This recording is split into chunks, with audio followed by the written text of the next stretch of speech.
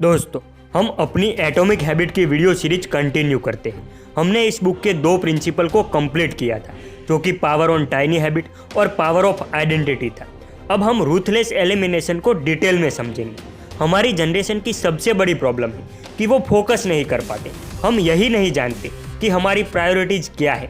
एक समय था जब हर इंसान को अपना काम पता था और वो उसी पर फोकस करता था और उसे कामयाबी भी आसानी से मिलती थी। लेकिन आज इंडिविजुअल हो या ऑर्गेनाइजेशन, हर जगह प्रायोरिटीज की बात होती है। यानी कि सेल्स भी चाहिए, कस्टमर सेटिस्फेक्शन भी चाहिए, काम में क्वालिटी भी चाहिए और क्वांटिटी भी। लेकिन जेम्स कहते हैं कि चीज़ें जितनी सिंप्लीफाइड होगी, उन पर फोकस करके काम करना उतना ही आसान होगा। एग्जाम्पल के लिए, अगर आप स्टूडेंट हैं तो आपका ध्यान केवल आपकी स्टडीज में होना चाहिए और आपका रूटीन उसी के हिसाब से डिजाइन होना चाहिए।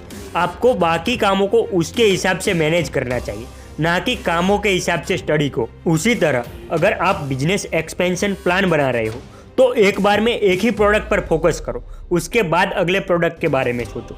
चीज़ों को सिंप्लीफाइड करके आदतें बनाना इसलिए आसान है क्योंकि हमारा ब्रेन इसी के लिए डिजाइन है कि हम एक बार में एक चीज़ पर ही फोकस कर सकते हैं। मल्टीटास्किंग का कॉन्सेप्ट आपको क्वांटिटी ऑफ वर्क दे सकता है, लेकिन क्वालिटी ऑफ वर्क नहीं दे सकता।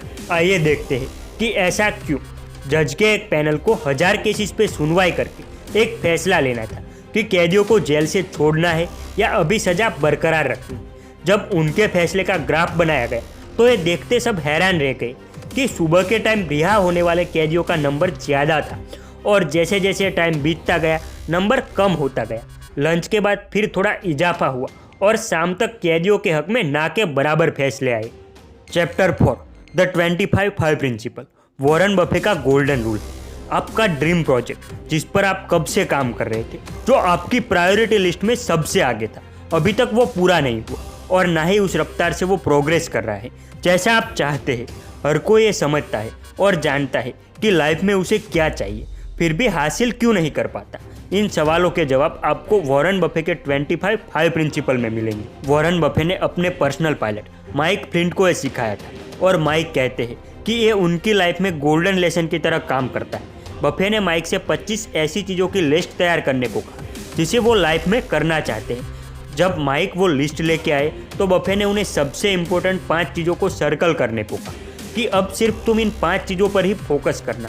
अब ये बताओ कि बाकी की 20 चीज़ों का तुम क्या करोगे। तब फ्लिंट ने कहा, मैं 5 चीज़ों पर तो फोकस करूंगा, पर फ्री टाइम मिलेगा तो बाकी की 20 चीज़ों पर भी फोकस करूंगा। तो बफे ने कहा कि यही तुम गलती कर रहे हो। ये बाकी की जो 20 चीज़ है ये तुम्हारी avoid at any cost list में शामिल हो गई है।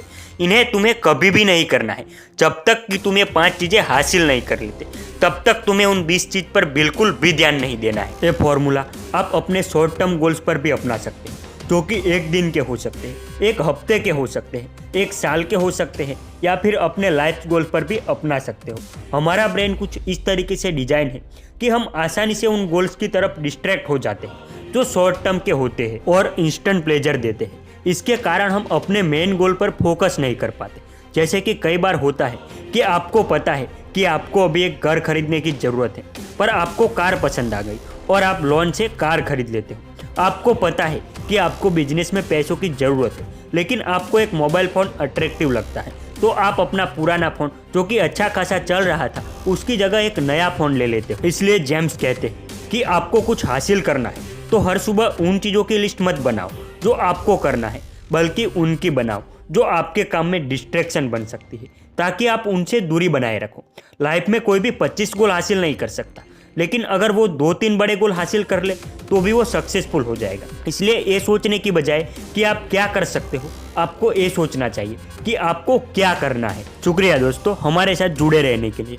हम अपने नेक्स्ट वीडियो में 3 hours of habit forming principle को डिटेल में समझेंगे। वीडियो अच्छी लगी तो लाइक और चैनल को सब्सक्राइब जरूर करें।